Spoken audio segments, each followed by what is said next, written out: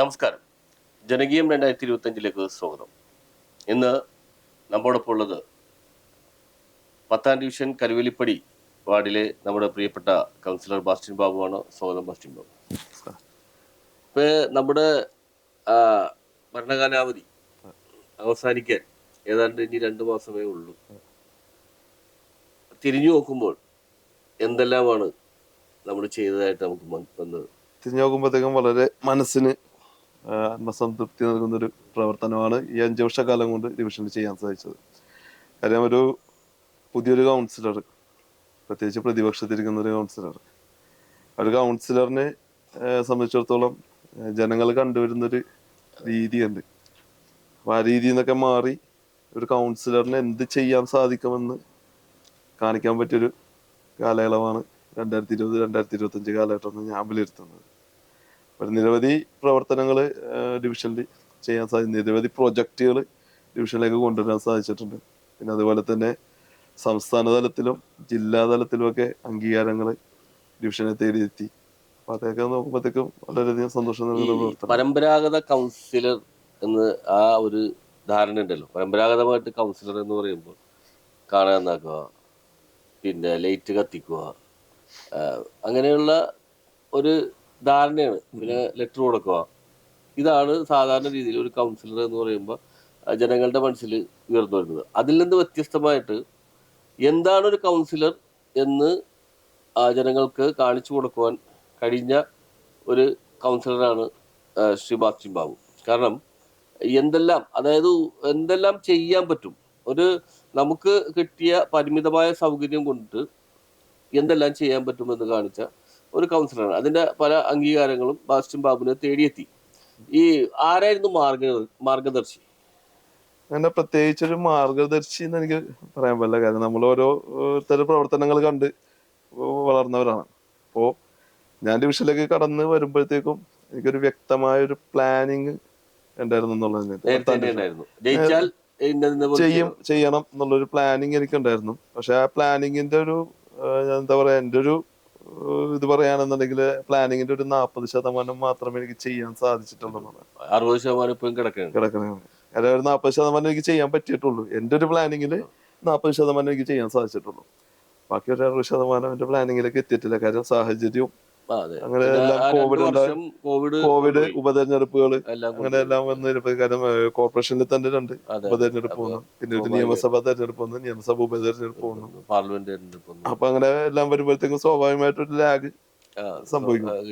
അപ്പൊ ആ ലാഗിന്റെ ഉള്ളിൽ നിന്നുകൊണ്ട് തന്നെ നമുക്ക് എന്ത് ചെയ്യാൻ സാധിക്കും, അതിന്റെയൊക്കെ നല്ലൊരു ഫോളോ അപ്പ് ചെയ്യാൻ കഴിഞ്ഞു. ഞാൻ ചോദിക്കുന്നത്, ഈ നമ്മുടെ ടിപ് ടോപ്പ് അസീസ് ഗ്രൗണ്ട് എന്ന് പറയുമ്പോൾ, ഇപ്പോ ടിപ് ടോപ്പ് അസീസ് ഗ്രൗണ്ട് എന്ന് പറയുമ്പോൾ നമ്മുടെ മനസ്സിലേക്ക് ഓടി വരുന്നത് വളരെ മനോഹരമായ ചിത്രമാണ്.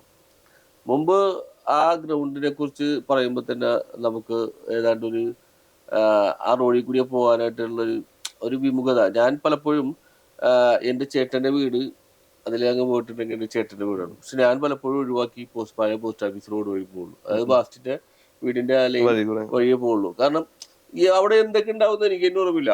പട്ടിയാ അല്ലെങ്കിൽ വേറെ എന്തെങ്കിലും രാത്രി കാലങ്ങളിലൊക്കെ വളരെ. പക്ഷെ ഇപ്പോ എന്താണ് ആ ഒരു കാഴ്ചപ്പാട്, അത് അങ്ങനെ ചെയ്യാൻ പറ്റും എന്നുള്ള കാഴ്ചപ്പാട് എങ്ങനെ വന്നു? അല്ല, അത് സ്വാഭാവികമായിട്ട് ഒരു മാലിന്യ കൂമ്പാരമാണ്. ഒരു കാൽനട യാത്രക്കാർ പോലും അതുവഴി സഞ്ചരിക്കരുത്. ഇപ്പൊ സ്ഥലം കുറവുകൊണ്ട് തന്നെ ഒരു ആള് പോലും അതിൽ സഞ്ചരിക്കരുത്. പിന്നെ ഒരു ടൈം കഴിഞ്ഞാൽ ഒട്ടും ആളുണ്ട്. കാരണം ഒരു ലൈറ്റ് പോലും അവിടെ ആ വഴിയിൽ ഒരു ലൈറ്റ് പോലും ഇല്ലാത്ത ഒരു വഴിയായിരുന്നു. ഒരു ഇത്രയും വിജനമായിട്ടൊരു പ്രദേശം. പിന്നെ അതുപോലെ തന്നെ ടിപ് ടോപ്പ് അസീസ് ഗ്രൗണ്ടിലാണെന്നുണ്ടെങ്കിൽ ഇപ്പൊ വാർത്തകളിലൊക്കെ വന്നതാണ് കാര്യം, കഞ്ചാവ് ചെടിയൊക്കെ വളർന്ന് എക്സൈസ് റെയ്ഡും മയക്കുമരുന്ന് മാഫിയ, അങ്ങനെ ഒരുപാട് പ്രശ്നങ്ങൾ സ്ഥലമായിട്ട് മാറിയിരിക്കുന്നത്. കാരണം അത് ചോദ്യം ചെയ്യാനായിട്ട് ആരും ഇല്ലാത്തൊരു സിറ്റുവേഷനൊക്കെ ആയിരുന്നു. അപ്പൊ അത് നമുക്ക് എന്ത് ചെയ്യാം, അവിടെയൊക്കെ എന്തൊക്കെ പ്രൊജക്ടുകൾ കൊണ്ടുവരാം, എങ്ങനെയൊക്കെ മാറ്റിയെടുക്കാൻ പറ്റും എന്നുള്ളതിന്റെ വ്യക്തമായ ഒരു പ്ലാനിങ് എനിക്കുണ്ടായിരുന്നു. ആ പ്ലാനിങ്ങിന്റെ അടിസ്ഥാനത്തിൽ ഞാൻ വർക്ക് ആരംഭിച്ചു. അപ്പൊ ഇതിൽ ഏറ്റവും വലിയൊരു വെല്ലുവിളി ആയതെന്നുണ്ടെങ്കിൽ നമുക്ക് ഇപ്പൊ കാണുന്ന ക്വീൻസ് പാർക്കായിരുന്നു. അപ്പൊ അത് ഒരു മാലിന്യ കൂമ്പനമായിരുന്നു. കാരണം പരിസരവാസികൾക്ക് പോലും ആ പ്രദേശത്ത് ജീവിക്കാൻ പറ്റാത്തൊരു സാഹചര്യം. കാരണം ഞാൻ കൗൺസിലറെ കടന്നു വന്ന് അതിന്റെ തൊട്ടടുത്ത് തന്നെ എന്റെ കൗൺസിലർ ഓഫീസായിട്ട്, ഞാൻ ഒരു റൂമാണ് കൗൺസിലർ ഓഫീസ്. ആ റൂമിലേക്ക് കയറി ഒരു മിനിറ്റ് പോലും എനിക്ക് ആ റൂമിൽ പോലും ഇരിക്കാൻ പറ്റാത്തൊരു കഴിയില്ല. അതാണ് സാഹചര്യം. അത് അത്രക്ക് ദുർഗന്ധമായിരുന്നു. അപ്പൊ ഞാൻ ഇതിന്റെ ഉള്ളിലേക്ക് കയറി കഴിഞ്ഞപ്പോഴത്തേക്ക് ഇതിന്റെ ഒരു ഭയാനകമായ ഒരു അവസ്ഥ കാണുന്നത്. കാരണം മാസങ്ങളോളം അല്ല വർഷങ്ങളോളം പഴക്കമുള്ള ഫുഡ് വേസ്റ്റ് വരെ ലീച്ചിട്ട് കിടക്കുന്ന മാലിന്യ മലയായിരുന്നു. പിന്നെ അതുപോലെ തന്നെ ഒരുപാട് തെരുവ് നായ്ക്കൾ. കാരണം 50 മേല് തെരുവ് നായ്ക്കളുടെ ഒരു കേന്ദ്രം, പിന്നെ ഒരുപാട് പക്ഷികൾ കാര്യങ്ങളൊക്കെ ഇതൊക്കെ വന്ന് കിടക്കുന്ന ഒരു പ്രദേശം. അപ്പൊ അത് എങ്ങനെ മാറ്റാൻ സാധിക്കും എന്നുള്ളൊരു വെല്ലുവിളിയായിരുന്നു. അപ്പൊ ഞാനത് ചെയർമാനോടൊക്കെ സംസാരിച്ചു. ചെയർമാനൊക്കെ പിന്തുണ ഉണ്ടായിരുന്നു. കാരണം ഹെൽത്ത് കമ്മിറ്റി ചെയർമാൻ്റെ ഒക്കെ പിന്തുണ 100% ഉണ്ടായിരുന്നു എന്നുള്ളത് തന്നെയാണ്. അപ്പൊ അവിടെ നിന്ന് ഓരോ ട്രിപ്പിലാണെന്നുണ്ടെങ്കിലും കറക്റ്റ് ആയിട്ട് അത് വേസ്റ്റ് അവിടെ നിന്ന് നീക്കം ചെയ്ത്, വേസ്റ്റ് നീക്കം ചെയ്തപ്പോ തന്നെ ഉള്ള ഏറ്റവും വലിയ വെല്ലുവിളി നമ്മളൊരു JCB ഒന്ന് ജസ്റ്റ് ഒന്ന് കുഴിച്ചു കഴിഞ്ഞപ്പോഴത്തേക്കും കാര്യം 1 മീറ്ററോളം താഴ്ചയിൽ വേസ്റ്റ് പ്ലാസ്റ്റിക് മാലിന്യങ്ങൾ അതെല്ലാം മാറ്റിയതിന് ശേഷം മണ്ണ് ഫില്ല് ചെയ്താണ് ഇന്ന് കാണുന്ന രീതിയിലേക്ക് സംവിധാനത്തിലേക്ക്. ബാസ്റ്റിന്റെ കാഴ്ചപ്പാട് ബാസ്റ്റിൻ ഡിവിഷനിലെ ജനങ്ങളുടെ മുൻപാകെ അവതരിപ്പിച്ചതിന് ശേഷമാണോ ഇത്തരം പ്രവർത്തനങ്ങളിലേക്ക് കടക്കുന്നത് സാധാരണ രീതിയിൽ? അല്ല, ഞാൻ ജനങ്ങളുടെ മുമ്പിൽ അവതരിപ്പിക്കും. കാരണം ഇപ്പൊ വാർഡ് കമ്മിറ്റി ആണെങ്കിൽ പ്രോപ്പറായിട്ട് വാർഡ് കമ്മിറ്റി കൂടുന്ന ഒരു ഡിവിഷനാണ്. അപ്പൊ അവിടുത്തെ ജനങ്ങൾ അവിടെ എല്ലാവർക്കും അറിയാം. കാര്യം പൊളിറ്റിക്കൽ പരമായിട്ടൊരു വേറൊരു വാർഡാണ് അത്. അപ്പൊ അത് മാത്രമല്ല, ഞാൻ അവിടെ ഞാൻ പറയാം സ്വാഭാവികമായിട്ട് എന്നെ അറിയാവുന്നവർക്ക് അറിയാം ഞാനൊരു രാഷ്ട്രീയം കളിക്കാൻ നിൽക്കാത്തതാണ്. ഞാനത് എന്താണ് ഒരു ജനപ്രതിനിധിയുടെ ഉത്തരവാദിത്വം എന്താണോ ആ ഡിവിഷനിലെ വളരെ മികച്ച രീതിയിൽ ചെയ്യും. അപ്പൊ അതുപോലെ തന്നെ അത് മനസ്സിലാക്കി വിവിധ രാഷ്ട്രീയ പാർട്ടിയിലുള്ള ആളുകൾ വളരെ സ്നേഹത്തോടെ തന്നെയാണ് അവരുടെ സഹകരണം ഡിവിഷനിൽ നൽകുന്നുണ്ട്. അപ്പൊ അതുപോലെ തന്നെ നമ്മൾ വാർഡ് കമ്മിറ്റി കൂടുമ്പോഴത്തേക്കും നമ്മുടെ പ്രോജക്റ്റുകളെ പറ്റിയും വരാനുള്ള പ്രോജക്റ്റുകളെ പറ്റിയും ഓൺ ഗോയിങ് പ്രോജക്റ്റുകളെ പറ്റിയും എല്ലാം ചർച്ച ചെയ്യാറുണ്ട്. ചർച്ച ചെയ്തിട്ടാണ് നമ്മളത് തുടങ്ങുന്നത്. ഇപ്പൊ ലേറ്റസ്റ്റ് നമ്മളിപ്പോ ജനങ്ങളോടുകൂടെ ചർച്ച ചെയ്യാറുണ്ട്. ഇപ്പൊ ലേറ്റസ്റ്റ് ഇപ്പൊ സ്മാർട്ട് റോഡ് ചെയ്ത് അപ്പൊ സ്മാർട്ട് റോഡ് ചെയ്തതിനപ്പോഴത്തേക്കും ഞാൻ ആ വഴിയിലുള്ള എല്ലാ വീട്ടുകാരെയും വിളിച്ചു വരുത്തി അവരൊരു മീറ്റിംഗ് കൂടി, എല്ലാവരും ഒരാൾ പോലും വിടാതെ എല്ലാവരും വിളിച്ചു വരുത്തി മീറ്റിംഗ് കൂടി. കാര്യം ഇന്ന സംഭവങ്ങളൊക്കെ ചെയ്യാൻ ഉദ്ദേശിക്കുന്നുണ്ട്. അപ്പൊ അങ്ങനെയൊക്കെ ചെയ്യുമ്പോഴത്തേക്കും നിങ്ങൾക്കുണ്ടാകുന്ന ബുദ്ധിമുട്ടുകൾ ആ കാലയളവിൽ നിങ്ങൾക്കുണ്ടാകുന്ന ബുദ്ധിമുട്ടുകൾ ഇതൊക്കെ ആയിരിക്കും. അതിനുശേഷം നമുക്ക് നല്ല രീതിയിലുള്ള റോഡ് ചെയ്യാൻ സാധിക്കും. കൊച്ചി നഗരസഭ ഭരിക്കുന്നത് LDF ആണല്ലോ. ബാസ്റ്റിൻ UDFന്റെ കോൺഗ്രസിന്റെ കൗൺസിലറാണ്. പക്ഷെ കൊച്ചി നഗരസഭയുടെ ആദ്യത്തെ ടെർഫ് വരുന്നതും ബാസ്റ്റിന്റെ ഡിവിഷനിലാണ്. ആദ്യത്തെ സ്മാർട്ട് റോഡ് വരുന്നത് ബാസ്റ്റിൻ ഡിവിഷനിലാണ്. പ്രതിപക്ഷത്തിരുന്നിട്ട് ഇതെങ്ങനെ സാധിക്കുന്നു? പ്രതിപക്ഷത്തിരുന്നാലും നമുക്ക് ചെയ്യാനായിട്ടുള്ളൊരു ഇച്ഛാശക്തി മനസ്സും വേണം. അതിന് നല്ലൊരു ഫോളോ അപ്പ് വേണം. നമുക്ക് ചെറുതായിട്ടെങ്കിലും ഒരു ടെക്നിക്കൽ നോളജ് വേണം. ഒരു ഫയൽ വർക്ക് ഇതിനകത്ത് ഏറ്റവും പ്രധാനപ്പെട്ടത് ഒരു ഫയൽ വർക്കാണ് ഇതിന്റെ. കാര്യം നമ്മളൊരു കത്ത് കൊടുത്തൊരു ഫയൽ ഓപ്പൺ ചെയ്ത് കഴിഞ്ഞിട്ടുണ്ടെങ്കിൽ ഈ ഫയലിന്റെ റൂട്ട് എന്താണെന്ന് ആദ്യം കാര്യം എനിക്കറിയാൻ പാടില്ലല്ലോ. കാര്യം ഞാൻ കോർപ്പറേഷനിലേക്ക് കടന്നു വരുമ്പോഴത്തേക്ക് ഫയൽ എവിടെയൊക്കെ പോകണമെന്ന് അറിയാൻ പാടില്ലാത്ത കാര്യങ്ങൾ അറിയാവുന്നവരോട് ചോദിച്ച് മനസ്സിലാക്കി പഠിക്കുക എന്നുള്ളതാണ്. അതിൽ ഞാൻ കൗൺസിലറാണ്, ഞാൻ അഹങ്കരിച്ചിരുന്നത് അങ്ങനെയൊന്നും വെച്ചിട്ടല്ല. ഞാനത് ചോദിച്ച് മനസ്സിലാക്കി ഓരോ ഫയല് ഫസ്റ്റ് ഏതാണ്, സെക്കൻഡ് ഏതാണ്, തേർഡ് ഏതാണ്, അങ്ങനെ ഓരോ സെക്ഷൻ ഏതാണെന്ന് മനസ്സിലാക്കി അത് ഫോളോ അപ്പ് ചെയ്ത്. കാരണം ഫയലുമായിട്ട് തന്നെ ഞാൻ നടന്ന് കമ്മിറ്റി കയറ്റി കൗൺസിൽ പാസ്സാക്കി ഇതെല്ലാം ചെയ്യാം. പിന്നെ വേറെ എന്താ പറയാ, ഞാനൊരു UDF കൗൺസിലർ ആണെന്നുള്ളൊരു കാഴ്ചപ്പാടില്ല. അതെന്താണ്, അതെങ്ങനെ സാധിക്കുന്നു? അതായത് ഡിവിഷനിലായാലും നഗരസഭയ്ക്കകത്തായാലും ബാസ്റ്റിൻ ബാബു ഒരു UDF കൗൺസിലർ ആണെന്നുള്ള ഒരു കാഴ്ചപ്പാട് എതിരാളികൾക്കില്ല, ഒന്നുമില്ല. എങ്ങനെ ഒരു കൗൺസിലർക്ക് അങ്ങനെ പറ്റും? അതായത് എല്ലാവരും ബാസ്റ്റിന്റെ പദ്ധതികളെ പൂർണ്ണമായും പിന്തുണക്കാം. അതായത് കക്ഷി രാഷ്ട്രീയത്തിന് അതീതമായി പിന്തുണക്കാം. ഇത് മാജിക് ആണ് കയ്യിലുള്ളത്. മാജിക് ഒന്നുമല്ല. കാരണം നമ്മുടെ പെരുമാറ്റം. കാരണം ഞാൻ ആദ്യം പറഞ്ഞ പോലെ തന്നെ എനിക്ക് ഓവർ രാഷ്ട്രീയം കളി. കാരണം ഞാനൊരു ജനപ്രതിനിധിയായിട്ട് ജനങ്ങൾ എന്നെ ആ ഡിവിഷനിൽ തെരഞ്ഞെടുത്തപ്പോഴത്തേക്കും ഉത്തരവാദിത്തം അവരൊരു പ്രതീക്ഷ ജനങ്ങളുടെ പ്രതീക്ഷ ഉണ്ട് മാറുകയും ചെയ്തേക്കുന്നത്. അപ്പൊ ഞാൻ അവിടെ വേറെ രാഷ്ട്രീയം കളി, വിവിധ രാഷ്ട്രീയ പാർട്ടികളുടെ ആളുകളുണ്ട്, വിവിധ മതത്തിൽപ്പെട്ട ആളുകളുണ്ട്. അപ്പൊ ഞാൻ അവിടെ ഒരു രാഷ്ട്രീയം കളിക്കേണ്ട കാര്യമോ ഞാനൊരു വേർതിരിവ് കാണിക്കേണ്ട കാര്യമില്ല എന്നുള്ളതാണ്. അതേപോലെ തന്നെ എന്റെ ഒരു സ്വഭാവ സവിശേഷത ആയിരിക്കാം ചിലപ്പോ അങ്ങനെ. കാരണം ഞാൻ എല്ലാവരോടും ഏതാണ്ട് ടെർഫിന് ഏതാണ്ട് എത്ര ഒരു കോടിക്ക് താഴെ 85 ലക്ഷം രൂപ. ഈ 85 ലക്ഷം രൂപ ഒരു UDF കൗൺസിലറുടെ വാർഡിലേക്ക് അവിടെ ഒരു ടെർഫ് നിർമ്മാണത്തിന് LDF ഭരിക്കുന്ന നഗരസഭ LDF-ന്റെ സ്റ്റാൻഡിംഗ് കമ്മിറ്റി ചെയർമാനുള്ള കമ്മിറ്റി ആണല്ലോ. ആ കമ്മിറ്റി പാസ്സാക്കുക ആർക്ക് വേണ്ടി? ഒരു UDF കൗൺസിലർക്ക് വേണ്ടി. വലിയ പ്രൊജക്റ്റാണ്. പ്രതീക്ഷ, അതായത് നഗരസഭയുടെ ചരിത്രത്തിൽ ആദ്യമായിട്ട് നടപ്പാക്കുന്ന ഒരു പദ്ധതി. അത് UDF കൗൺസിലറുടെ വാർഡിൽ തന്നെ വരട്ടെ എന്ന് പറയുമ്പോൾ എനിക്ക് തോന്നുന്നു ശ്രീജിത്തിനെ പോലെയുള്ള യുവ നേതൃത്വം, അല്ലെങ്കിൽ എനിക്ക് തോന്നുന്നു ബാസ്റ്റിനെ പോലെ തന്നെ ഒരു കാഴ്ചപ്പാടൊക്കെ ഉള്ള ചെയർമാനായിരുന്നു തോന്നുന്നു. അപ്പൊ അതുകൂടി ഒരു പിന്തുണയ്ക്ക് ഒരു കാരണമായിട്ടുണ്ട് അല്ലേ? സപ്പോർട്ട്. അല്ല, അത് സംഭവം എന്നിട്ടുണ്ടെങ്കിൽ ഈ ടിപ് ടോപ്പ് അസീസ് ഗ്രൗണ്ടിനെ കുറിച്ച് വളരെയധികം വാർത്തകളുടെ മാധ്യമ പ്രവർത്തകർക്ക് വാർത്തയുടെ ഒരു കുറവ് കണ്ടാ എടുത്തിട്ട് അടിക്കാൻ പറ്റും. അതെ. ഞാൻ കയറിയപ്പോഴും വാർത്തകൾ, നിരവധി മാധ്യമങ്ങൾ വാർത്ത വന്നതാണ്. അപ്പൊ സ്വാഭാവികമായിട്ടും education sports committee VS Sreejith chairman, ഞാൻ അതിന്റെ വർക്കിംഗ് ഗ്രൂപ്പ് ചെയർമാനാണ്.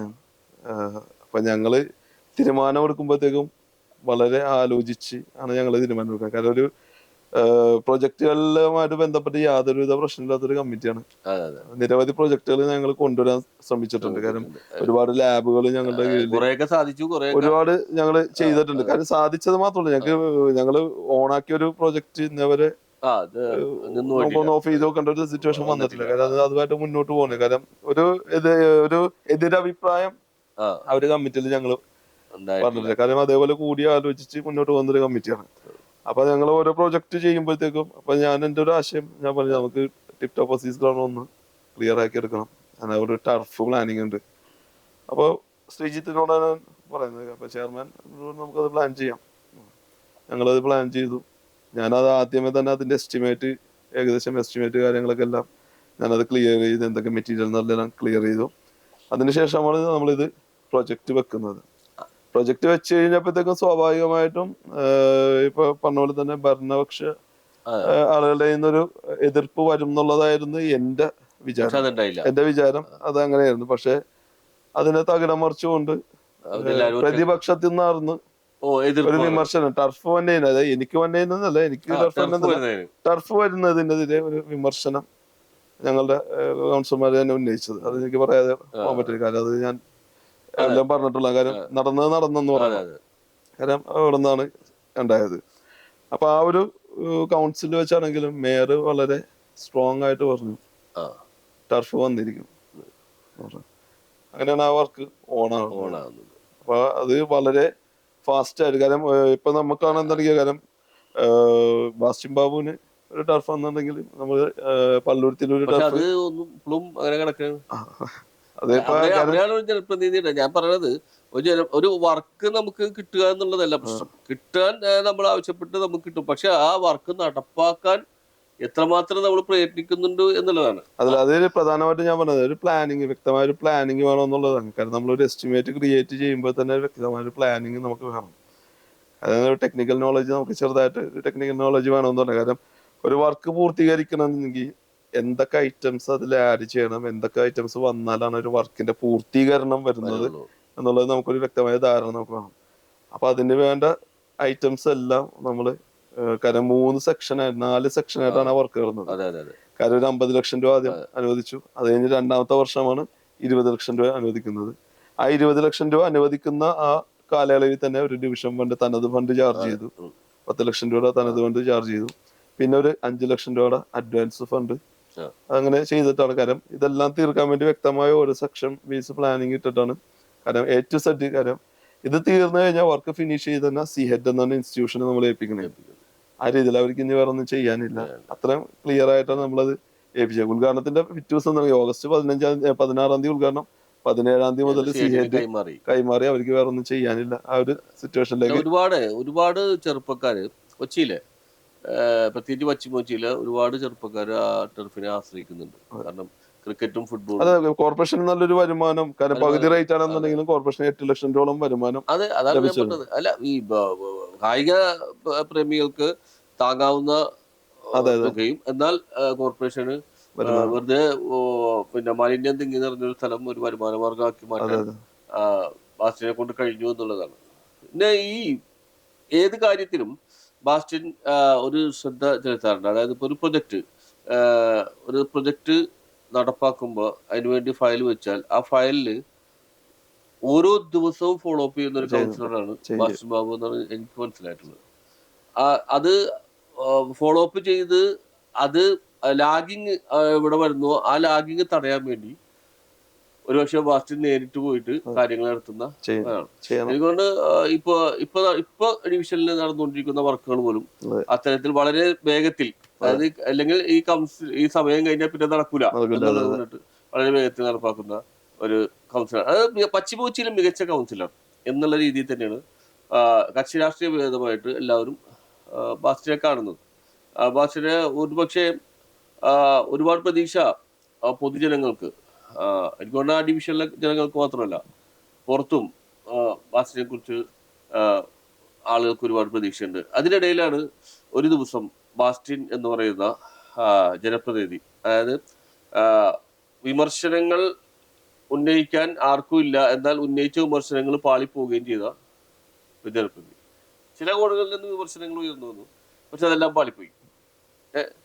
ആ ഒരു ജനപ്രതിനിധി ഒരു ദിവസം ഫേസ്ബുക്കിൽ പോസ്റ്റ് ആണ്, ഞാൻ ഇനി തദ്ദേശ സ്വയംഭരണ സ്ഥാപനങ്ങളിലുള്ള തെരഞ്ഞെടുപ്പിൽ മത്സരിക്കുന്നില്ല, ഞാൻ പിന്മാറുകയാണ്, ഇതുവരെ ചെയ്ത എല്ലാ പ്രവൃത്തികളും പൂർണ്ണമായി ചെയ്യാൻ കഴിഞ്ഞു എന്നുള്ളതാണ് എൻ്റെ വിശ്വാസം, ജനങ്ങളെ വിശ്വാസത്തിലെടുത്ത് ഞാൻ എല്ലാ കാര്യങ്ങളും ചെയ്തിട്ടുണ്ട് എന്ന് പറഞ്ഞ ഒരു പോസ്റ്റ് വരികയാണ്. ആ പോസ്റ്റിനകത്ത് എനിക്ക് തോന്നുന്നു നെഗറ്റീവ് കമൻസ് കുറവായിരുന്നു, വളരെ കുറവായിരുന്നു. നെഗറ്റീവ് കമൻസിനേക്കാൾ ഉപരി ആ പോസ്റ്റിൽ ആ ഡിവിഷനിലെ ജനങ്ങൾ മാത്രമല്ല പുറത്തുള്ളവരും ബാസ്റ്റിൻ ഒരിക്കലും ബാസ്റ്റിൻ എന്ന ജനപ്രതിനിധി അങ്ങനെ മാറിപ്പോകരുത് എന്നായിരുന്നു അഭിപ്രായം. മറ്റു പലരും ഇന്നത്തെ രാഷ്ട്രീയ മൂല്യച്യുതിനെ കുറിച്ച് പരാമർശിക്കുവാൻ ബാസ്റ്റിന്റെ ആ പോസ്റ്റിനെ ഉപയോഗിച്ചു എന്നുള്ളതാണ് സത്യം. എന്താണ് അതിന്റെ പിന്നിലെ ചെയ്തത്? വേറൊന്നുമല്ല, ഞാനൊരു യുവജന പ്രസ്ഥാനത്തിലൂടെയൊക്കെ കടന്നു വന്ന, പൊതുരംഗത്തേക്ക് കടന്നു വന്നതാണ്. ഒരു പൊതുപ്രവർത്തനം എന്താണെന്ന് മനസ്സിലാക്കിക്കൊണ്ട് തന്നെ ഞാൻ വിശ്വസിക്കുന്നതിന്റെ പ്രസ്ഥാനത്തിലൂടെ, യുവജന പ്രസ്ഥാനത്തിലൂടെ കടന്നു വന്നതാണ്.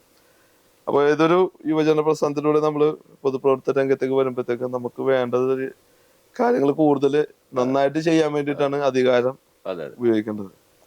അപ്പൊ കുറച്ചും കൂടെ നമുക്ക് കൂടുതൽ കാര്യങ്ങൾ ചെയ്യാൻ നമുക്കൊരു പവർ ഉണ്ടെന്നുണ്ടെങ്കിൽ നമുക്ക് കുറച്ചും കൂടി ഫാസ്റ്റ് ആയിട്ട് നമുക്ക് ചെയ്യാൻ സാധിക്കും.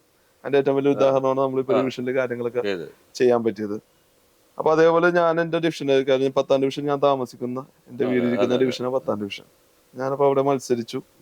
അവിടുത്തെ ജനങ്ങൾ എന്നിൽ വിശ്വാസം അർപ്പിച്ചിട്ട് എനിക്ക് വോട്ട് ചെയ്തു. അപ്പൊ ഞാനൊരു യൂത്തിൽ നിന്ന് കയറി വന്നതാണ്. അപ്പൊ ഏതൊരു ഡിവിഷനിലും ഇതാഗ്രഹിക്കുന്ന ചെറുപ്പക്കാരുണ്ട്, ചെറുപ്പക്കാരികളുണ്ട്. പക്ഷെ അവർക്ക് ഒരു അവസരം കിട്ടുന്നില്ല. ഇപ്പൊ ഞാനിപ്പോ വേറൊരു ഡിവിഷനിൽ ചെന്ന് കഴിഞ്ഞിട്ടുണ്ടെങ്കിൽ സ്വാഭാവികമായും ആ ഡിവിഷനിൽ ഒരു യുവാവിന്റെ അവസരം നഷ്ടമാണ്. അത് ഞാൻ അത്ര ചിന്തിക്കുന്നുള്ളൂ, എന്റെ ചിന്ത അതേ ഉള്ളൂ. ഞാനൊരു ഡിവിഷനിലേക്ക് കടന്നു ചെല്ലുമ്പോഴത്തേക്കും അവിടെ മത്സരത്തിന് പ്രാപ്തനായിട്ടുള്ള അല്ലെങ്കിൽ അർഹതയുള്ള ഒരാളവിടെ ഉണ്ട്. ഞാനിവിടെ ഇത്തരം പ്രവർത്തനങ്ങളൊക്കെ ചെയ്തു, ജനങ്ങൾ എനിക്ക് വോട്ട് ചെയ്യും എന്നുള്ളൊരു വിശ്വാസത്തിൽ ഞാൻ അങ്ങോട്ട് ചെല്ലുന്നത്. പക്ഷെ ഞാൻ അവിടെ ചെല്ലുമ്പോഴത്തേക്ക് അവിടെ ഒരു യുവാവിന്റെ, ഒരു യുവതിയുടെ ഒരു അവസരം നഷ്ടമാണ്. അപ്പൊ അതങ്ങനെ നഷ്ടമായി കൂടെ, കാരണം ഒരുപാട് അവസരങ്ങൾ നഷ്ടപ്പെട്ട ഒരാളാണ് ഞാൻ. അപ്പൊ അതിന്റെ ഒരു വേദന, അതിന്റെ ഒരു വിഷമം എന്താണെന്ന് എനിക്ക് വളരെ നന്നായിട്ട് അറിയാം. കാരണം ഈ കൗൺസിലർ 2020 മുന്നേ 2015 അവസരം നിഷേധിക്കപ്പെട്ട ആളാണ്. കാരണം ഒരു 2 ദിവസം മുന്നേ ഇല്ല എന്ന് പറഞ്ഞ് മാറ്റി നിർത്തപ്പെട്ട ഒരാളാണ്. ഞാനൊരു റിബലാകാനോ മത്സരിക്കാനോ തയ്യാറായിട്ടില്ല. കാരണം ഞാനൊരു സ്ഥാനാർത്ഥിക്ക് വേണ്ടി വളരെയധികം പ്രയത്നിക്കുകയും ചെയ്തു, നമ്മള് വളരെയധികം ഹാർഡ് വർക്ക് ചെയ്യുകയും ചെയ്തു. കാരണം അപ്പൊ അത് എനിക്ക് നന്നായിട്ട് അറിയാവുന്നൊരു കാര്യമാണ്. അപ്പൊ സ്വാഭാവികമായിട്ടും യുവാക്കള്, കാരണം യുവാക്കൾക്ക് അവസരം ഇല്ല എന്നുള്ളത് തന്നെ, യുവാക്കളാണ് വരേണ്ടത്. പക്ഷേ ഞാൻ ചോദിക്കുന്നത്, ബാസ്റ്റിന്റെ നല്ല മനസ്സ്, ബാസ്റ്റിന്റെ യുവാക്കളോടുള്ള പ്രതിബദ്ധത, ഒരു എന്നെ പോലെ തന്നെ മറ്റൊരു യുവാവ് വന്നാൽ എൻ്റെ അതേ കാഴ്ചപ്പാടിൽ പോയി ആ ഡിവിഷന് വലിയ മാറ്റങ്ങൾ ഉണ്ടാക്കാൻ കഴിയുമെന്നുള്ള വിശ്വാസം, അവിശ്വാസം നിലനിൽക്കെ തന്നെ അങ്ങനെ ചെറുപ്പക്കാർക്ക് സീറ്റ് കിട്ടുമെന്ന് ബാസ്റ്റിൻ പ്രതീക്ഷിക്കുന്നുണ്ടോ? പ്രതീക്ഷയില്ല, പക്ഷേ എന്റെ കാഴ്ചപ്പാട് ഞാൻ പറഞ്ഞു അത്രേ ഉള്ളൂ. അതിനുവേണ്ടി എനിക്ക് ചെയ്യാൻ പറ്റിയ കാര്യം ഞാൻ ചെയ്തു. പക്ഷെ അവിടെ ഒരു കാര്യം എന്താ വെച്ചിട്ടുണ്ടെങ്കിൽ, ഇവിടെ ഇപ്പൊ ബാസ്റ്റിൻ ഈ പറയുന്നത് അവർക്ക് വേണ്ടിയിട്ടാണ്, അതായത് ഇന്നത്തെ യുവ നേതാക്കന്മാർ എന്ന് പറയുമ്പോൾ അത് സ്ത്രീകളും വരും, പുരുഷന്മാരും വരും. പക്ഷേ ഒരു ഒരു ഒരു ജനതയുണ്ടല്ലോ, ആ ജനതയ്ക്ക് ഒരിക്കൽ കൂടി ബാസ്റ്റിൻ എന്ന് പറയുന്ന കൗൺസിലറെ വേണമെന്ന് ആഗ്രഹിച്ചാൽ തെറ്റു പറയാൻ പറ്റും. അല്ല, തെറ്റ് പറയാൻ പറ്റില്ല. കാര്യം ഇപ്പൊ നിരവധി, ഇപ്പൊ ഞാനിപ്പോ സലംക പറഞ്ഞ പോലെ തന്നെ ഒരുപാട് കമന്റ്സ് പേഴ്സണൽ ആയിട്ട് വാട്സപ്പിൽ ഒരുപാട്. കാര്യം ഞാൻ ഇത്ര നാളും വർക്ക് ചെയ്ത് ഒരുപാട് കാര്യങ്ങളൊക്കെ ചെയ്യാൻ സാധിച്ചു എന്നുള്ളത്. പക്ഷെ ജനങ്ങളുടെ ഒരു സ്നേഹം എന്താണെന്ന് ഞാൻ മനസ്സിലാക്കിയത് ഈ ഒരു കമന്റ് ഇട്ടപ്പോഴാണ്, ഈ ഒരു പോസ്റ്റ് ഇട്ടപ്പോഴാണ്. പോസ്റ്റ് ഇട്ട് കഴിഞ്ഞപ്പോഴത്തേക്കാണ് സ്വാഭാവികമായിട്ട് വിവിധ സ്ഥലങ്ങളിൽ നിന്നും ആളുകൾ വിളിക്കുന്നത്. പിന്നെ അതുപോലെ തന്നെ ഞാൻ ഈ സ്മാർട്ട് റോഡിന്റെ വർക്ക് കഴിഞ്ഞ് അതൊരു മാതൃഭൂമിയിലൊക്കെ ഒരു വാർത്തയൊക്കെ വന്ന്, അപ്പൊ അത് വിവിധ സ്ഥലങ്ങളിൽ നിന്ന്, അതായത് വിവിധ രാജ്യങ്ങളിൽ നിന്ന് എനിക്ക് വിളി വന്നു. എനിക്ക് UK ഷണ്ണനും വരെ വന്നിട്ടുണ്ട്. അപ്പൊ അവര് വരെ എന്നെ റിട്ടേൺ വിളിക്കുന്നത്, തിരിച്ചു വിളിക്കുക. കാരണം പോസ്റ്റ് അങ്ങനെ ചെയ്യരുത്, ഒരിക്കലും ചെയ്യരുതെന്ന് പറഞ്ഞ് വിളിക്കുന്നുണ്ട് ഒരുപാട് ആൾക്കാർ. ഒരുപാട് അമ്മമാര്, എന്നെ സ്നേഹിക്കുന്ന ഒരുപാട് അമ്മമാര് ഒരിക്കലും ചെയ്യരുതെന്ന് പറഞ്ഞ് എന്റെ ഓഫീസിൽ വരുന്നുണ്ട്.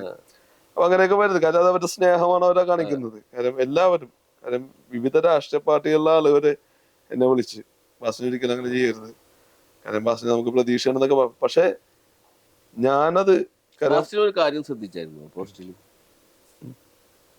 ആ പോസ്റ്റില് ബാസ്റ്റിന്റെ രാഷ്ട്രീയത്തിൽ വിശ്വസിക്കുന്ന ആളുകൾ മാത്രമല്ല കമന്റ് ഇട്ടിരിക്കുന്നു. അതെ, ഒരുപാട് കടുത്ത ഇടതുപക്ഷക്കാർ ആ കമന്റിൽ പോസ്റ്റിൽ കമന്റ് പോസിറ്റീവായിട്ട് അതിലാണ് ഞാൻ പറഞ്ഞത് നമ്മൾ ചെയ്ത വർക്കിനൊരു റിസൾട്ട്. അല്ല, അത്തരം ആളുകളുടെ ആ ഒരു സമീപനത്തെ ബാസ്റ്റിൻ എന്ന് പറയുന്ന ഒരു പൊതുപ്രവർത്തകർ എങ്ങനെ തള്ളിക്കളയാൻ പറ്റും? തള്ളിക്കളയാൻ പറ്റുന്നല്ല. പക്ഷെ ഞാനിത് ചെയ്തില്ലെന്നുണ്ടെങ്കിൽ, ഞാനെങ്കിലും ഇത് ചെയ്തില്ല എന്നുണ്ടെങ്കിൽ, ഞാൻ ഒരുപാട് ഈ പ്രസ്ഥാനത്തിന് വേണ്ടി ഒരുപാട് കഷ്ടപ്പെടുന്ന. ഞാനൊരു കാര്യം ചോദിക്കട്ടെ, ബാസ്റ്റിന്റെ പ്രസ്ഥാനത്തിനകത്ത് നിന്ന് എന്തെങ്കിലും രീതിയിലുള്ള പ്രയാസങ്ങൾ ബാസ്റ്റിൻ ഉണ്ടായിട്ടുണ്ടോ? പ്രയാസങ്ങൾ എല്ലാ പ്രസ്ഥാനങ്ങളിൽ നിന്നും നമുക്ക് സ്വാഭാവികമായിട്ടും ഇത്തരം ഒരു സമീപനം സ്വീകരിക്കത്തക്ക അല്ല, അങ്ങനത്തെ ഒരു ഇതിലല്ല ഞാൻ സ്വീകരിച്ചത്. കാര്യം എന്ന് പറഞ്ഞിട്ടുണ്ടെങ്കിൽ അങ്ങനെ ഒരു എനിക്ക് എന്നെ ഒറ്റയിട്ട് വളഞ്ഞിട്ട് ആക്രമിക്കുന്ന അങ്ങനെ ആ രീതിയൊന്നുമല്ല. പക്ഷെ നമുക്ക് നമ്മളെ അംഗീകരിക്കപ്പെടുന്നില്ല. അത് നേരത്തെ തുടങ്ങി തന്നെ പല രാഷ്ട്രീയ കാലഘട്ടം മുതലേ സ്വാഭാവികമായിട്ട് അങ്ങനെ ഉണ്ടായിട്ടുണ്ട്. അപ്പൊ അത് ഞാനതൊന്നും മൈൻഡ് ചെയ്ത് ഞാൻ എന്റെ ഒരു വർക്ക് കാര്യങ്ങളൊക്കെ ആയിട്ടൊക്കെ ഞാൻ പോവാറ്. കാര്യം ഞാൻ വേറെ ഒന്നല്ല, പ്രധാനമായിട്ട് എനിക്ക് ഒരു തൊഴിലുള്ള ഒരാളാണ് ഞാൻ. ഞാൻ എന്റെ നന്നായി കൊണ്ടുപോകുന്ന ഒരാളാണ്. എനിക്കൊരു നിലപാടുണ്ട്, ആ നിലപാടിൽ ഞാൻ ഉറച്ചു നിൽക്കുന്ന ഒരാളാണ്. കാരണം ഞാൻ എടുക്കുന്ന ഒരു നിലപാടിൽ ശക്തമായിട്ട് ഞാൻ ഉറച്ചു നിൽക്കുന്ന ഒരാളാണ്. അപ്പൊ ആ ഒരു അത് ചിലവർക്കൊക്കെ ഇഷ്ടപ്പെടുന്നില്ല. സ്വാഭാവികം ഞാനത് മൈൻഡ് ചെയ്യാറില്ല. സ്വാഭാവികമായിട്ട് ഞാൻ അതൊന്നും ഒരിക്കലും ഇല്ല. നമ്മളൊരു ഇന്ന് വരെ ഒരാളുടെ വീടിന്റെ വാതിക്കൽ പോയി നിൽക്കാനോ ഒരാളുടെ മുമ്പിൽ പോയി കൈ നീട്ടാനോ വരുത്തിയിട്ടുണ്ട്. ദൈവം സഹായിച്ചതൊന്നും നമുക്ക് ദൈവം അതിനുള്ള രീതിയല്ല. അപ്പൊ സ്വാഭാവികമായിട്ടും എനിക്ക് എന്റെ ഒരു നിലപാട്, ആ ഒരു നിലപാടാണ് ഞാൻ. ഈ ബാസ്റ്റിൻ മത്സരിക്കണമെന്ന് പറയുമ്പോൾ, കഴിഞ്ഞ തെരഞ്ഞെടുപ്പിൽ ബാസ്റ്റിൻ ഒരു സീറ്റ് തരുമ്പോൾ ഇടതുപക്ഷത്തിന്റെ കുത്തക എന്നറിയപ്പെടുന്ന ഒരു സീറ്റിലാണ് ബാസ്റ്റിൻ മത്സരിക്കാൻ പോകുന്നത്. 10ാം ഡിവിഷൻ തുടർച്ചയായി ഇടതുപക്ഷം ജയിച്ചു വരുന്ന ഒരു സീറ്റ്.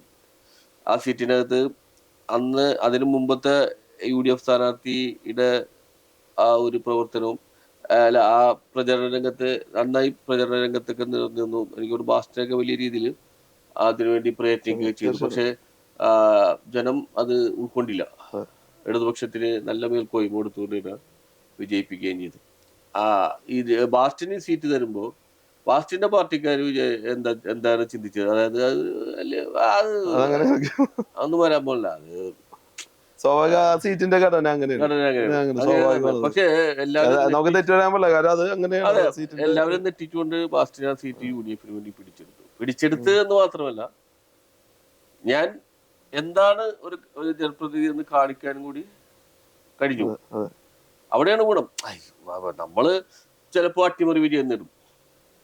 ചില സീറ്റുകളിൽ കണ്ടല്ലേ നമ്മൾ ഒരു അട്ടിമറി വിജയം, ഭയങ്കര അട്ടിമറി വിജയമാണ് എന്നൊക്കെ പറഞ്ഞ് നമ്മൾ ആ വിജയം കഴിഞ്ഞാൽ പിന്നെ അഡ്രസ് ഉണ്ടാവില്ല, പിന്നെ ഒരു അഡ്രസ് ഉണ്ടാവില്ല, പിന്നെ പ്രവർത്തനം തീർന്ന്. പക്ഷെ എന്തായിരുന്നു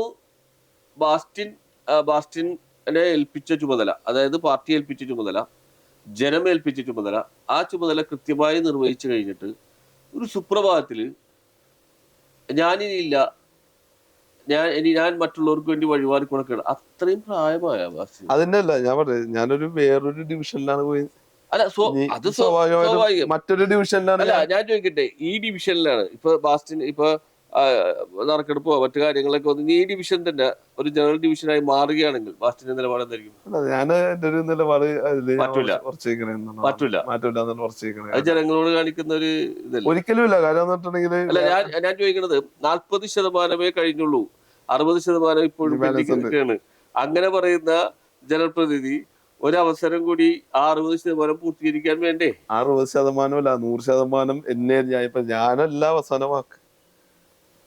കാരണം ഞാൻ എന്നെ കൊണ്ട് ചെയ്യാൻ പറ്റുന്ന രണ്ട് ടേം എന്നുള്ളത് ഒരു ടേമല്ല. ഒരു ജനപ്രതിനിധി സംബന്ധിച്ച് ഒരു കൗൺസിലർക്കോ ഒരു MLA-ക്കോ 5 വർഷം ഒരു കാലാവധിയല്ല. കാരണം എന്താ വെച്ചിട്ടുണ്ടെങ്കിൽ 5 വർഷം കൊണ്ട് വളരെ പരിമിതമായ കാര്യങ്ങളെ അതായത് ഉത്തരവാദിത്തപ്പെട്ട ഒരു ജനപ്രതിനിധിക്ക് ചെയ്യാൻ കഴിയുള്ളൂ. അല്ലാത്തവർക്ക് ആ ടേമും കഴിഞ്ഞ് അടിച്ച് പിരിഞ്ഞു പോകാം. പക്ഷേ ഇവിടെ അതല്ല ചെയ്തേക്കുന്നത്.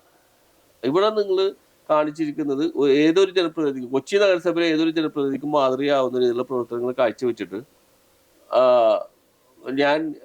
എനിക്ക് ആ പോസ്റ്റ് വായിച്ചപ്പോൾ തോന്നിയത് ബാസ്റ്റിന് ഇതിന് മാത്രം പ്രായമായ ഈ പിന്നെ ചില 7, 8, 9, 10 തവണയൊക്കെ മത്സരിച്ചിട്ട് ഇനി ഞാനില്ല എന്ന് പറയില്ല, ഇനി ഞാൻ ചെറുപ്പക്കാർക്ക് വേണ്ടി മാറുന്നത് എന്ന് പറയുന്ന ആളുകളിൽ എനിക്ക് ഓർമ്മ വന്നത്. അതായത് 8, 10 തവണ മത്സരിച്ച് കഴിഞ്ഞിട്ടാണ് ഈ പറയുന്നത്.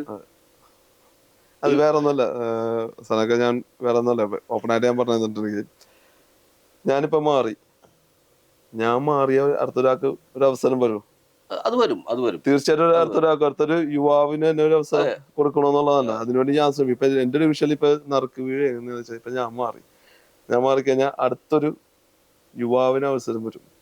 ചിലപ്പോ എന്നേലും കഴിവുള്ള മികച്ച പ്രകടനം അദ്ദേഹത്തിന് കാഴ്ചവെക്കാൻ സാധിക്കും, വിശ്വസിക്കുന്ന ആളാണ് ബാസ്റ്റിൻ. അത്രേ ഉള്ളൂ. കാരണം അത് അങ്ങനെയല്ല. അല്ല ഞാൻ അവസാനം എനിക്ക് ഇതൊക്കെ ചെയ്യാൻ പറ്റൂ, ഞാൻ എന്നെ കൊണ്ട് നടക്കൂല, അങ്ങനെയല്ല. അപ്പൊ ഒരാൾക്കൊരു അവസരം കിട്ടണേ. ഞാൻ മാറിക്കഴിഞ്ഞാൽ, കാരണം ഇപ്പൊ എന്റെ പ്രസ്ഥാനത്തിലാണെന്നുണ്ടെങ്കിലും ഇപ്പൊ നമ്മൾ സ്വാഭാവികമായിട്ടും കൊച്ചി എന്ന് പറഞ്ഞ ഈ ഒരു പ്രദേശത്ത് നിന്ന് നമ്മുടെ ഈ ഒരു പ്രദേശത്ത് നിന്ന് ഈ ഏത് രാഷ്ട്രീയ പാർട്ടി എടുത്ത് നോക്കി കണ്ടിട്ടുണ്ടെങ്കിലും ആരെങ്കിലും മികച്ച രീതിയിൽ സന്തോഷമാണ്. അപ്പൊ അത് ഉയർന്നു വരാൻ വേണ്ടിട്ട് എന്നെ കൊണ്ടാവുന്നത് ഞാൻ ചെയ്യണം. നാളെ ആ തലമുറ വന്നിട്ട് എന്നോട് ചോദിക്കണം, നിങ്ങളൊക്കെ ഉണ്ടായിട്ടൊന്നും ചെയ്തില്ലല്ലോ എന്ന് ചോദിച്ചു കഴിഞ്ഞാൽ എനിക്ക് ചൂണ്ടിക്കാണിക്കാൻ പറ്റണം. ഞാനിത് ഇതെങ്കിലും എനിക്ക് ചെയ്യാൻ കഴിഞ്ഞല്ലോ പറഞ്ഞതല്ല. എത്ര അതാണ് ഈ ആ പോസ്റ്റിലെ കമന്റിൽ ചില എനിക്ക് തോന്നുന്നു കുറെ അധികം ആളുകള് ബാസ്റ്റിൻ അടുത്ത കൊച്ചി MLA ആകണം എന്നുള്ള രീതിയിൽ കമന്റ്. അതൊക്കെ പാർട്ടി തീരുമാനിക്കേണ്ട കാര്യങ്ങളാണ്. അതൊക്കെ നമ്മള് ഒരിക്കലും അതൊക്കെ അല്ലാന്നിട്ടല്ല, ആളുകളുടെ ഒരു സ്നേഹ കാര്യങ്ങളൊക്കെ അത് പറയുന്നുള്ളൂ. അതൊക്കെ ഒരിക്കലും നമ്മളുടെ ഒരു വ്യക്തി തീരുമാനിക്കുന്ന ഒരു വിഷയമല്ല.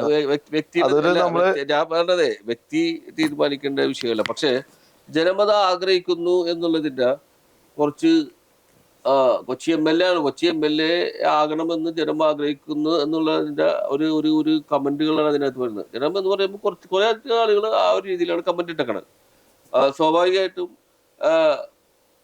അവരുദ്ദേശിക്കുന്നത് ഒരു ഡിവിഷനിൽ ഇത്രയും ചെയ്യാൻ കഴിഞ്ഞ ഒരാള് നാളെ ഒരു MLA ആയി കഴിഞ്ഞാൽ ആ മണ്ഡലത്തിൽ അതിന്റെ ഗുണം കിട്ടുമോ എന്നുള്ളതായിരിക്കും.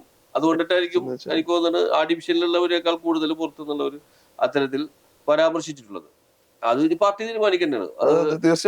അല്ലാതെ ഒരു വ്യക്തിക്ക് ഒരു വ്യക്തിന്നല്ല, അതെ, ഇവിടുത്തെ ഒരു ബ്ലോക്ക് കമ്മിറ്റിക്ക് അതൊക്കെ ഹൈക്കമാൻഡ് തീരുമാനിക്കേണ്ട കാര്യങ്ങളാണ്. ബാസ്റ്റിന്റെ പാർട്ടിയെ സംബന്ധിച്ചിടത്തോളം ഹൈക്കമാൻഡ് തീരുമാനിക്കേണ്ട കാര്യങ്ങളാണ്.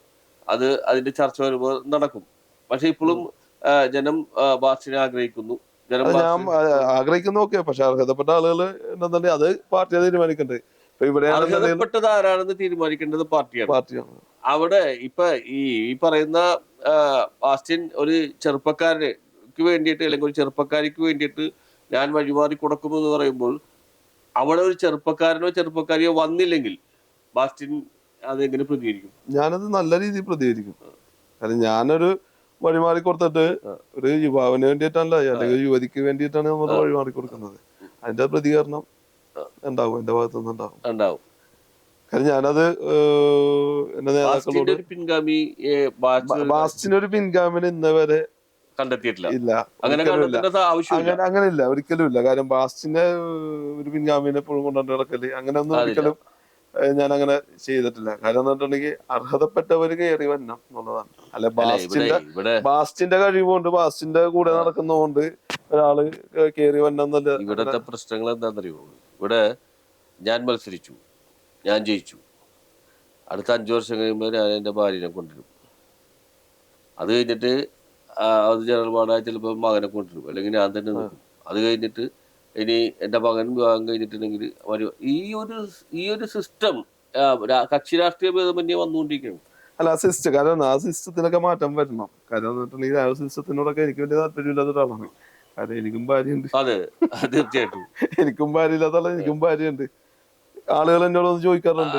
മാത്രമല്ല, ബാസ്റ്റിന്റെ കെയറോഫിൽ നിന്ന് അവര് ജയിച്ചു പോരുകയും ചെയ്യും. എന്നോട് ഒരുപാട് ആളുകൾ വന്ന് പറയാറുണ്ട്, എന്റെ ഡിവിഷനിലെ ആളുകളും ഒരുപാട് ആളുകൾ, ഞാൻ കാണുന്ന ആളുകൾ എല്ലാരും മോനെ ഭാര്യ നിർത്തുന്നൊക്കെ പറയാറുണ്ട്. അതിന്റെ ആവശ്യമില്ല. അങ്ങനെ ഒരു കുടുംബം, ആ ഒരു സിസ്റ്റത്തിനോട് എനിക്ക് താല്പര്യമില്ല. ആ ഒരു സിസ്റ്റമാണ് രാഷ്ട്രീയത്തിൽ പലപ്പോഴും ഒരിക്കലും നമ്മള് ആ ഒരു സിസ്റ്റത്തിനോട് വിശ്വസിക്കുന്നത്. അത് അത്തരം ഒരു സിസ്റ്റം രാഷ്ട്രീയത്തില് പാർട്ടിക്ക്, ഏത് പാർട്ടികൾക്ക് വേണ്ടി പ്രവർത്തിക്കുന്ന ആളുകളാണെങ്കിലും അവരുടെ മനസ്സിനെ മടുപ്പിക്കുന്ന ഒരു സാഹചര്യം. അല്ല, ഞാൻ പറയാം, ഭാര്യനെ നിർത്തിക്കന്നെ ഭാര്യ റബ്ബർ സ്റ്റാമ്പായിട്ട് മാറിയില്ലേ? സ്വാഭാവികം. അങ്ങനെ ഭാര്യനെ റബ്ബർ സ്റ്റാമ്പ് വെക്കേണ്ട കാര്യമില്ല. ഭാര്യക്ക് കഴിവുണ്ടെന്നുണ്ടെങ്കിൽ, ഭാര്യ പൊതുരംഗത്ത് ഉണ്ടെന്നുണ്ടെങ്കിൽ, കഴിവുള്ള ഒരാളാണെന്നുണ്ടെങ്കിൽ കയറി വരണം. അതെ, ഓക്കെ, ആ കഴിവ് സ്വന്തമായിട്ട് തെളിയിക്കണം. അല്ലാതെ ഇപ്പൊ ഞാൻ ഭാര്യനെ പിടിച്ചു നിർത്തിയാൽ ചിലപ്പോ ജയിക്കുമായിരിക്കും. ചിലപ്പോ ആളുകൾ വിശ്വാസത്തില് എന്നോട് സ്നേഹത്തിൽ ചിലപ്പോ ജയിക്കുമായിരിക്കാം. പക്ഷെ ഭാര്യ ഇപ്പൊ ഇവിടെ റബ്ബർ സ്റ്റാമ്പാണ്. ചെയ്യുന്നത് ഞാനായിരിക്കും ചെയ്യുന്നത്. ആ ഒരു വിശ്വാസത്തിലാണ് എന്റെ ഭാര്യക്ക് ഒരു വോട്ട് കൊടുക്കുന്നത്. കാരണം എന്നോടുള്ള ഒരു വിശ്വാസത്തിന്റെ, എങ്ങനെ കാലയളവിൽ എല്ലാ കാലയളവിലും നടന്നു വരുന്നത് അത് തന്നെയാണ്. കാരണം ഇപ്പൊ ഞാൻ നിന്നിട്ട് എന്നോടുള്ള വിശ്വാസത്തില് എന്റെ ഭാര്യക്ക് വോട്ട് ചെയ്യും. ബാസ്റ്റിൻ ബാബുവാണ്. അവിടെ ബാസ്റ്റിൻ ബാബു എന്നേ പറയുള്ളൂ. അത്രേ ഉള്ളൂ. അവിടെ എന്റെ ഭാര്യയുടെ പേര് പരാമർശിക്കില്ല. അപ്പൊ അതില് നമ്മളെ ഭാര്യനെ പിടിച്ചു നിർത്തിയിട്ട് റബ്ബർ സ്റ്റാമ്പ് ആക്കേണ്ട കാര്യമില്ല. അല്ലെങ്കിൽ ഭാര്യക്ക് അതിനനുസരിച്ച് കഴിവും ഉള്ള ഒരാളാണ്, കപ്പാസിറ്റി ഒക്കെ ഉള്ള ഒരാളാണെന്നുണ്ടെങ്കിൽ, അതേപോലെ നല്ലൊരു ദീർഘവീക്ഷണമൊക്കെ ഉള്ള ഒരാളാണെന്നുണ്ടെങ്കിൽ നമുക്ക് ധൈര്യമാ ചെയ്തോളും. എന്റെ കെയർ ഓഫ് പറയണ്ട. എന്റെ കെയർ ഓഫ് ഉണ്ട്. ഇല്ല, നമുക്ക് എന്തെങ്കിലും സജഷൻസ് കൊടുക്കാം, പോലെയൊക്കെ എന്തൊക്കെ നമുക്ക് കൊടുക്കാം. പക്ഷെ സ്വന്തമായിട്ട് ചെയ്യുക എന്നുള്ളതാണ്. സ്വന്തമായിട്ട് ചെയ്യണം. അല്ലാതെ ഞാൻ തന്നെ ഓടുക, എന്റെ ഭാര്യനെ പിടിച്ചെടുത്തിട്ട് ഞാനത് കൈകാര്യം ചെയ്യുക, അധികാരം എന്റെ കയ്യിൽ തന്നെ നിൽക്കണം, അതിനോടൊന്നും എനിക്ക് താല്പര്യമില്ലാത്തതാണ് എന്റെ ഭാര്യനെ നിർത്താത്തത്. ഇത് ഒരു വിപ്ലവകരമായ ഒരു സമീപനമാണ് ഇപ്പൊ ബാസ്റ്റിൻ സ്വീകരിച്ചിരിക്കുന്നത്. അത് കോൺഗ്രസ് പാർട്ടിയിലിട്ടാ. ഞാൻ പറയണത് ഒരു ഇടത് പാർട്ടിയിലാണെന്നുണ്ടെങ്കിൽ പിന്നെയും ആളുകള് അതിനെ വലിയ രീതിയിൽ അങ്ങോട്ട് എടുക്കൂല. കാരണം അവർക്ക് ഇടത് പാർട്ടിയായ സംവിധാനം ആരെ മത്സരിക്കണമെന്നൊക്കെ അവർ തീരുമാനിക്കും.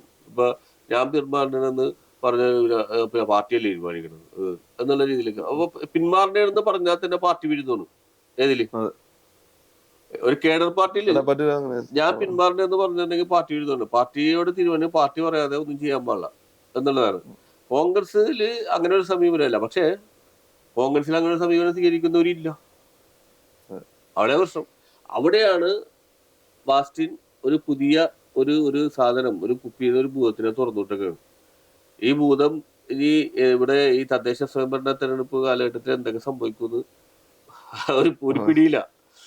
നല്ലത് സംഭവിക്കുള്ളൂ, നല്ലൊരു മാറ്റം ഉണ്ടാകും. ഞാനൊരു എന്താ പറയാ, ഇപ്പൊ ഞാനൊരു ഭൂതത്തിനെ തുറന്നിട്ട് ഞാൻ എന്റെ ഒരു നിലപാട് വ്യക്തമായിട്ട് ഞാൻ പറഞ്ഞു. കാരണം എനിക്ക് മത്സരിക്കണം. ഞാൻ DCC പ്രസിഡന്റ് ആദ്യം ഫസ്റ്റ് പറഞ്ഞ DCC പ്രസിഡന്റിനോട് പറഞ്ഞതിന് ശേഷമാണ് ആലോചിക്കാം ആലോചിക്കാന്ന്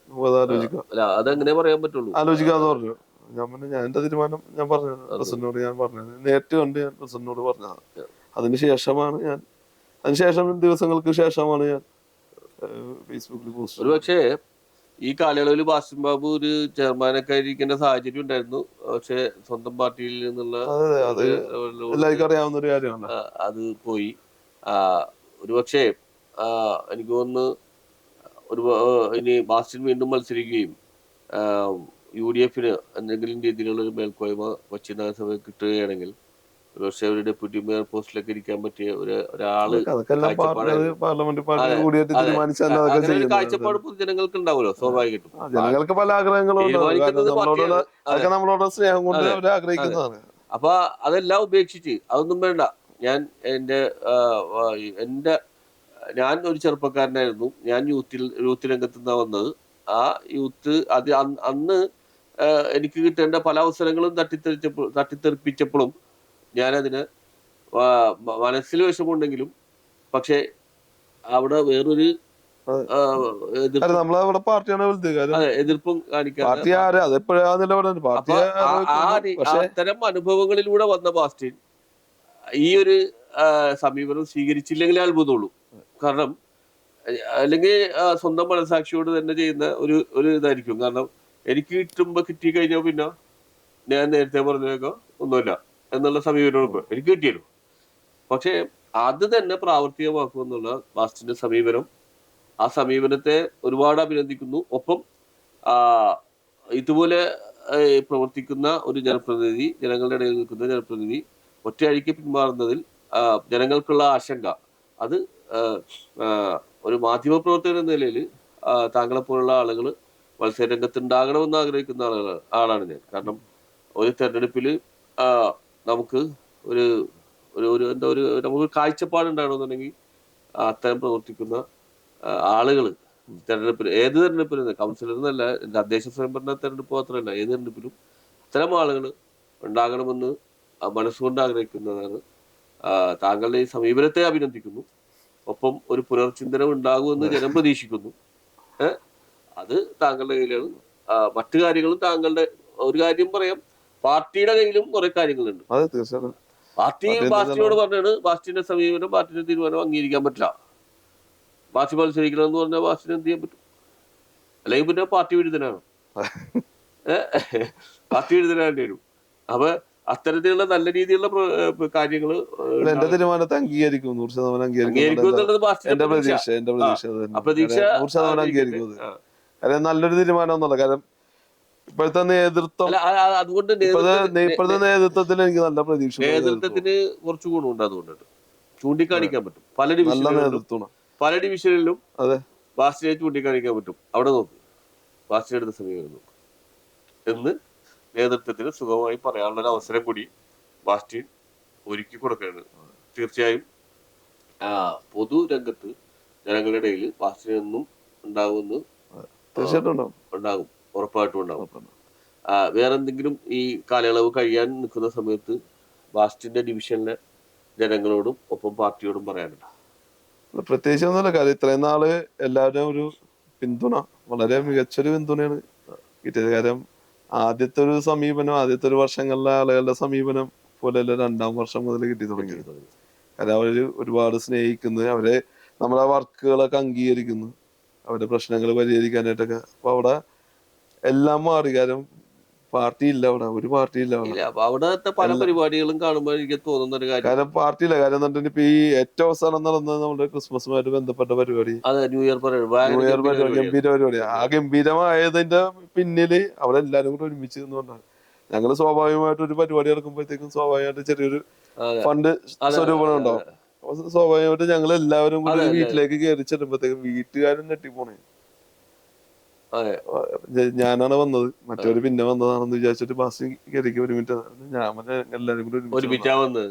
അതില് CPM-കാരുണ്ട്, BJP-കാരുണ്ട്, ഞാൻ അവിടുത്തെ മറ്റ് താങ്കളുടെ എതിർച്ചേരിൽ നിൽക്കുന്ന പല രാഷ്ട്രീയ പ്രവർത്തകരോടും വ്യക്തിപരമായ ബന്ധമുള്ള പല ആളുകളോടും ഞാൻ സംസാരിക്കും. ബാസ്റ്റിന്റെ കാര്യം സംസാരിക്കുമ്പോൾ അവർ പറയണത് ബാസ്റ്റിനാണ് നമുക്ക് രാഷ്ട്രീയപരമായിട്ട് ആശയപരമായിട്ട് എതിർപ്പുള്ളൂ എന്ന് പറയണം. രാഷ്ട്രീയപരമായിട്ടല്ല പറഞ്ഞ ആശയം. അതായത് ഞങ്ങളുടെ പാർട്ടികൾ തമ്മിലുള്ള ആശയപരമായിട്ട്, വ്യക്തിപരമായിട്ട് എതിർപ്പില്ല. ഞാൻ ഇന്ന് വരെ ഒരു രാഷ്ട്രീയ പാർട്ടിനെ വിമർശിക്കാനാ എന്ത് തന്നെ കാണിച്ചാലും ശരി, ഒരു രാഷ്ട്രീയ എന്റെ ഫേസ്ബുക്ക് പോസ്റ്റിൽ പോലും ഞാൻ ഇന്ന് വരെ എന്റെ സ്റ്റാറ്റസിലെ കാര്യങ്ങളെ ഇന്ന് വരെ എടുത്ത് വെച്ച് നോക്കി അറിയാം, ഒരാളെ വിമർശിക്കാറില്ല. സ്വന്തം പാർട്ടിക്ക് വേണ്ടി വർക്ക് ചെയ്യും. അത് ഒരാളെ വെറുപ്പിച്ചുകൊണ്ട് ഒരാളെ ദേഷ്യം വരുത്തിക്കൊണ്ടൊന്നുമല്ല. കാരണം എല്ലാവരോടും നല്ല രീതിയിൽ പോകുക. അതാണ് ഞാൻ വിശ്വസിക്കുന്നത് നല്ലൊരു രാഷ്ട്രീയ പ്രവർത്തനം. കാര്യം എന്താ ആയിരിക്കണം കാരണം ഈ പറഞ്ഞ പ്രൊജക്ടുകളൊക്കെ ഇപ്പൊ ഞാൻ പറഞ്ഞില്ലേ വളരെ നല്ല രീതിയിൽ എല്ലാ പ്രൊജക്ട് നടന്നതിന്റെ പിന്നില് എല്ലാവരും ഒരുമിച്ച് നിന്നുകൊണ്ടാണ്.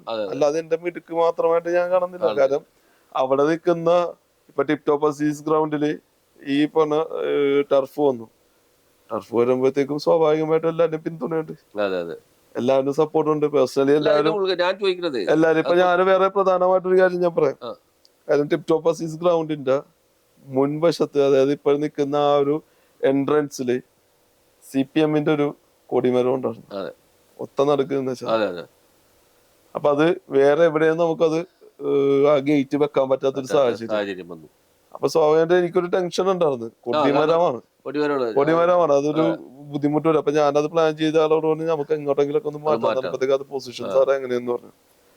അപ്പൊ ഞാനത് ഉത്തരവാദിത്തപ്പെട്ട ആളെ വിളിച്ചിട്ട് ഞാൻ പറഞ്ഞു ഇന്നൊരു സംഭവം ഉണ്ട്, എന്തെങ്കിലും ചെയ്യാനായിട്ട് പറ്റുമോ, കാരണം അത് ഇന്നപോലെ ഒരു വിഷയമാണ് എന്ന് പറഞ്ഞപ്പോഴത്തേക്കും നോക്കാം ഞാനത് സംസാരിക്കാന്ന് പറഞ്ഞു. ഓക്കെ. അതിനുശേഷം ആ പ്രദേശത്തെ നേതാവ് എന്നെ വിളിച്ചിട്ടൊരു വാക്ക് പറഞ്ഞാ പോരെ, നമ്മളെ ജീവിതം എപ്പ മാറ്റണം അങ്ങനെയാണ് ചോദിക്കുന്നത്. ഞാൻ അതെന്റെ വീട്ടിൽ വന്നിട്ട് ഞാൻ എന്റെ ഭാര്യനോട് ഞാൻ പറഞ്ഞു ഇതിങ്ങനെ പറഞ്ഞു. അപ്പൊ അത് പ്രശ്നവും പോകുന്നു, അവക്കൊരു ആശങ്ക. ഞാൻ പറഞ്ഞില്ല, അപ്പൊ എന്നെ ഞങ്ങള് മാറ്റിത്തരാം. ഞാൻ വേണ്ട, പൊസിഷൻ ഒന്ന് കാണിച്ചു തന്നാൽ മതി, നമ്മള് പണിക്കാരുണ്ടല്ലോ നമുക്ക് കറക്റ്റ് ചെയ്ത. ആ ഒരു ഐക്യമാണ് എല്ലാ വിജയങ്ങൾക്കും എല്ലാ വികസനങ്ങൾക്കും പിന്നില്. അത് 100%. കാരണം അതില് ഇന്ന രാഷ്ട്രീയ പാർട്ടി എന്നൊന്നുമില്ല. അതെന്തുകൊണ്ടാണ് നമ്മുടെ ഒരു നല്ലൊരു സമീപനവും. കാരണം നമ്മളൊരു നല്ല സമീപനം, അവർക്ക് എന്താവശ്യത്തിനും എന്റെ ഓഫീസിൽ വരാം, എല്ലാവരും എന്റെ ഓഫീസിൽ വരാറുണ്ട്. അവർക്ക് ഞാൻ അതൊരു കോൺഗ്രസ്സുകാരന്റെ ഓഫീസാണെന്നാ തോന്നലില്ല, ഞാനൊരു കോൺഗ്രസ്സുകാരനാണെന്നും അവരിന്നവരെ തോന്നിയിട്ടില്ല. അവർക്ക് ഒരു ജനപ്രതിനിധി ആയിക്കഴിഞ്ഞാല് നമ്മുടെ സമീപനം അതായിരിക്കും. അല്ല അങ്ങനെ, കാരണം നമ്മള് തല്ലുപിടിക്കാൻ വേണ്ടി രാഷ്ട്രീയം കൊണ്ടുവന്നിട്ട് കാര്യമൊന്നുമില്ല. അങ്ങനെ ഫേസ്ബുക്ക് പോസ്റ്റിൽ അങ്ങനെ ചീത്ത പറയാനും അതിനോടൊന്നും എനിക്ക് താല്പര്യമില്ല. രാഷ്ട്രീയമാണ് ഞാൻ വിശ്വസിക്കുന്ന പ്രസ്ഥാനത്തിന് എന്ത് ചെയ്യാൻ പറ്റാതെ. ഞാനിപ്പോ ചെയ്തത് ഇപ്പൊ കാര്യങ്ങള് ഇതെല്ലാം ചെയ്ത് കഴിഞ്ഞാൽ എന്റെ പ്രസ്ഥാനത്തിന് അഭിമാനം, ഞാനൊരു കോൺഗ്രസ്. അതാണല്ലോ വേണ്ടത്. ജനങ്ങളുടെ മുമ്പിൽ ഞാനൊരു കോൺഗ്രസ്സുകാരനാണ്, അതാണല്ലോ. അല്ല ഞാനല്ലാതെ മറ്റുള്ള പാർട്ടിക്കാരോട് തല്ലുപിടിക്കാനാ, കാണുമ്പോ മുഖം തിരിച്ചു നടക്കാനാ. മേയർ പലപ്പോഴും ഇപ്പൊ ഈ ടെർഫ് ഉദ്ഘാടന സമയത്ത് പോലും മേയർ വന്നിട്ട് ആസ്റ്റിനെ കുറിച്ച് സംസാരിച്ചത് ഒരു കുറെ ഈ ഇടതുപക്ഷത്തിന്റെ അല്ലെങ്കിൽ അവരുടെ പാർട്ടിക്കകത്ത് ഉള്ള ചില ആളുകളുടെ കുറെ വിമർശനത്തിനൊക്കെ കാരണമായിരുന്നു. കാരണം ആസ്റ്റിനെ കുറിച്ച് അങ്ങനെ പറഞ്ഞത് ആ രീതിയിലൊക്കെ ചില അഭിപ്രായങ്ങളൊക്കെ ഉയർന്നു വന്നു. പക്ഷെ മേയർ ആ സ്റ്റാൻഡിൽ തന്നെ നിൽക്കുന്നത്. അങ്ങനെയൊക്കെ വികസനത്തിനെതിരല്ല, നമ്മുടെ വർക്ക് എന്താണെന്ന് വ്യക്തമായിട്ട് അറിയാവുന്ന ഒരു വ്യക്തിയാണ്. അതുപോലെ തന്നെ ഏതൊരു പ്രോജക്റ്റ് ആണെന്നുണ്ടെങ്കിലും അദ്ദേഹത്തിന്റെ കയ്യൊപ്പ് വേണമല്ലോ. അത് തീർച്ചയായിട്ടും 100% അദ്ദേഹത്തിന്റെ കയ്യൊപ്പില്ലാതെ ഒരു വർക്ക് നമുക്ക് ചെയ്യാൻ പറ്റില്ല. അപ്പൊ അത് നമ്മള് കൊണ്ടുകൊണ്ട് ചെല്ലുമ്പോഴത്തേക്കും ഒരു രാഷ്ട്രീയ വ്യത്യാസം ഇല്ലാതെ, കാരണം അത് വികസനത്തിന് അദ്ദേഹം എതിരെ. അതിവിടെ ഏത് നേതാക്കന്മാരാണെങ്കിലും, ഇപ്പൊ ഹൈബീഡൻ ആണെങ്കിലും അഡ്വക്കേറ്റ് M. അനിൽകുമാർ ആണെങ്കിലും KJ മാക്സി MLA ആണെങ്കിലും, അതൊന്നും ഒരാളും വികസനത്തിന്, കാരണം എന്നെ സംബന്ധിച്ചിടത്തോളം ഈ 3 പേരും വളരെയധികം സഹായിച്ച ആൾക്കാരാണ്. ഹൈബീഡൻ ഒരുപാട് സഹായിച്ചതാണ്, മേയർ എല്ലാത്തിനും സഹായത്തിന് നിന്നതാണ്, മാക്സി ചേട്ടൻ MLA സഹായത്തിന് നിന്ന ആളാണ്. കാരണം അദ്ദേഹം 2 വർക്കിന്റെ എനിക്ക് എന്റെ വിഷന് തന്നിട്ടുണ്ട്. ഹൈബീഡൻ കംപ്ലീറ്റ് നമുക്കുള്ള കരുവൽപ്പടി ഹോസ്പിറ്റലിലേക്ക് പാർക്കിലേക്കുള്ള എക്യുപ്മെന്റ്സ്, ലൈറ്റ്, അതൊക്കെ എല്ലാം നമുക്ക് ചെയ്യുന്നുണ്ട്. മേയർ ഈ പറഞ്ഞ വർക്കുകൾക്കെല്ലാം ഉള്ള പിന്തുണ മേയറുടെ ഭാഗത്തുനിന്ന് നമുക്കുണ്ട്. അപ്പൊ അത് 3 പേരും ഒരേപോലെ. കാരണം അതെന്തുകൊണ്ടാണെന്നുള്ളത് അതാണ് അവിടെയാണ് വേണ്ടത്. അതെന്തുകൊണ്ടാണ് അവർക്ക് അങ്ങനെ തോന്നുന്നത്, എന്തുകൊണ്ടാണ്? കാരണം എനിക്ക് തരുന്ന സംഭവം വളരെ മികച്ച രീതിയിൽ എനിക്ക് ചെയ്യാൻ സാധിക്കുന്നുള്ളൊരു വിശ്വാസം അവർക്ക് പ്രതീക്ഷ ഉണ്ട്. അത് അവര് വന്ന് ചെയ്ത് കഴിഞ്ഞ് വരുമ്പോഴത്തേക്ക് അവരുടെ മുഖത്ത് ആ ഒരു സന്തോഷം കാണാം. എന്തായാലും വരും ദിവസങ്ങളിൽ പിന്നെ ഇതിന്റെ പ്രതിഫലനം ഉണ്ടാവുമെന്ന് പ്രതീക്ഷിക്കാം. അതൊപ്പം തന്നെ പൊതുരംഗത്ത് ബാസ്റ്റിൻ ബാബു എന്ന് പറയുന്ന വ്യക്തി ഒരു ജനപ്രതിനിധിയായോ അല്ലെങ്കിൽ പൊതുപ്രവർത്തനായോ ഉണ്ടാകണം എന്ന് ഞങ്ങൾ ആഗ്രഹിക്കുന്നു. എന്തായാലും നന്ദി. Thank you.